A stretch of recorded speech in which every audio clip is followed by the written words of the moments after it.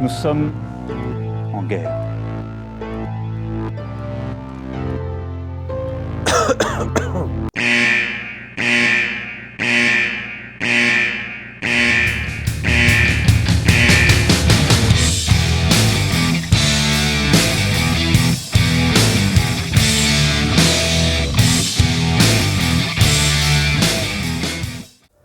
En ce moment, beaucoup de gens paniquent, se sentent anxieux vis-à-vis de la pandémie en cours et n'ont peur que d'une chose, attraper le virus et en subir les conséquences.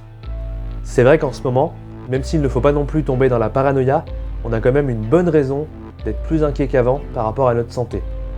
Elle s'appelle le Covid-19.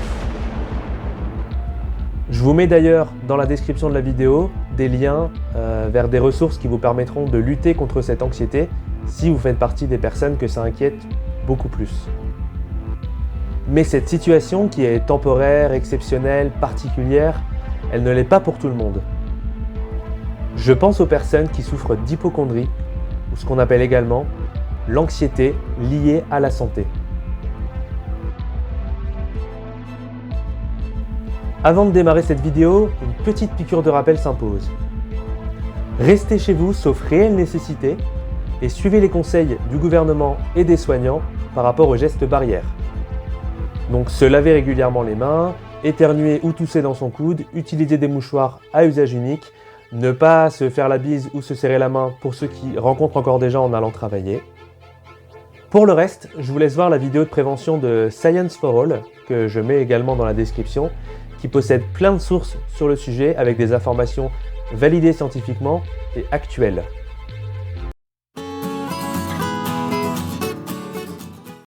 Depuis 2013, le manuel diagnostic des troubles mentaux, donc le DSM-5, ne cite plus l'hypocondrie.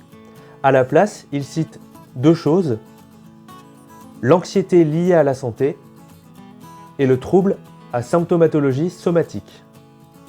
Ces deux diagnostics, qui semblent plus aptes à détecter les personnes qui souffrent de ce type de trouble que le DSM-4, son prédécesseur, vont se différencier par leur sévérité.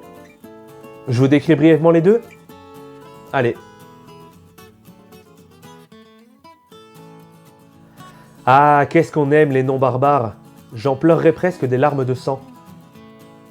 Ce trouble se présente par un stress, des craintes, des préoccupations qui vont tourner autour d'un symptôme d'apparence banale, mais pour lequel la personne va beaucoup plus s'inquiéter que ce qu'elle devrait. La personne qui souffre de cette pathologie va exprimer des pensées, des émotions, des comportements qui sont exagérés par rapport à ce que représente vraiment le symptôme, qui en général est quelque chose qui n'est pas grave sur le plan médical, comme par exemple de la fatigue ou une douleur localisée. Mais attention, on parle bien ici de souffrance authentique, c'est-à-dire que la personne ressent réellement ces symptômes comme plus importants, plus graves qu'ils ne le sont. C'est quelque chose de sincère. C'est quand même vachement moins barbare comme nom, n'est-ce pas? Ne répondez pas, je ne vous entends pas. L'anxiété liée à la santé se rapproche beaucoup de ce qu'on appelle l'hypocondrie, justement. Elle va se manifester par différents symptômes. Donc tout d'abord, il y a la pensée que l'on a ou que l'on est en train de développer une maladie grave.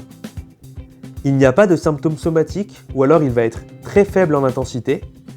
Et s'il y a une quelconque condition médicale ou un haut risque de développer une maladie, donc par exemple avec des antécédents familiaux, la préoccupation est clairement excessive et disproportionnée. On va retrouver un haut niveau d'anxiété par rapport à la santé et la personne va être évidemment du coup facilement alarmée par rapport à ce qui concerne sa propre santé. Elle va montrer des comportements liés à sa santé en excès, comme vérifier constamment les potentiels signes d'une maladie, ou au contraire, faire preuve d'un évitement inadapté comme manquer tous ses rendez-vous médicaux.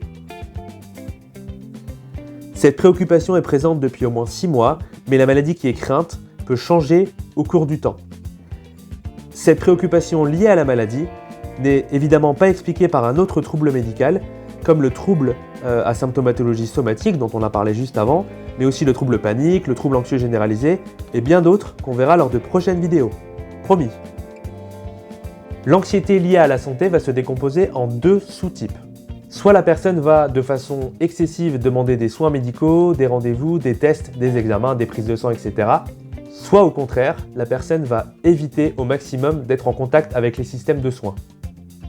On retrouve chez les personnes qui souffrent d'anxiété liée à la santé plusieurs comorbidités comme les troubles obsessionnels compulsifs, le trouble panique ou le trouble dépressif caractérisé dont on a déjà parlé dans une précédente vidéo. Le diagnostic de cette maladie se fera de plusieurs façons, notamment avec des échelles qui vont être remplies par la personne qui souffre de ces symptômes ou avec la personne du soin qui est en train d'accompagner cette personne. L'anxiété liée à la santé représente 0,5 à 1% de la population. L'anxiété liée à la santé réagit plutôt bien aux thérapies cognitivo-comportementales, donc comme la thérapie d'exposition, la thérapie cognitive, mais elle réagit aussi très bien aux inhibiteurs sélectifs de la recapture de la sérotonine. De façon un peu moins barbare, ce sont des antidépresseurs. L'idée de cette vidéo, vous l'aurez compris, c'est de sensibiliser à cette maladie qu'on appelle l'anxiété liée à la santé, dans un contexte où beaucoup de monde s'inquiète et où ces symptômes ressurgissent un peu partout, parce que le contexte fait que. Nous sommes dans une société aujourd'hui en crise sanitaire, au sein de laquelle les personnes se rendent de plus en plus compte de la dangerosité du virus qui se balade un peu partout avec ses petites pattes. Enfin, il n'a pas vraiment de pattes, mais vous m'aurez compris. Cet état d'inquiétude, de stress permanent, de se demander si on a quelque chose, d'avoir peur d'attraper une maladie, etc., c'est un état qui pour nous est assez temporaire, assez exceptionnel, mais qui se révèle permanent ou qui survient très fréquemment chez d'autres personnes qui ont ce trouble dont on a parlé tout au long de cette vidéo, justement. Il y a donc des personnes qui vivent depuis très longtemps avec ces difficultés-là, dans l'ombre, et qui méritaient, je pense, un peu de lumière en ces heures sombres. C'est tout pour cet épisode de Fast & Raptor, en espérant qu'il vous ait plu et que vous aurez appris plein de belles choses. Prenez soin de vous les amis, ne sortez pas de chez vous, restez dinos, et on se retrouve très vite pour de nouvelles aventures. N'oublions pas que c'est ensemble que nous arriverons à lutter contre la propagation de ce virus qui touche tous les continents de la planète, sauf l'Antarctique. Attendez... Sauf l'Antarctique ? Géraldo ? Géraldo ?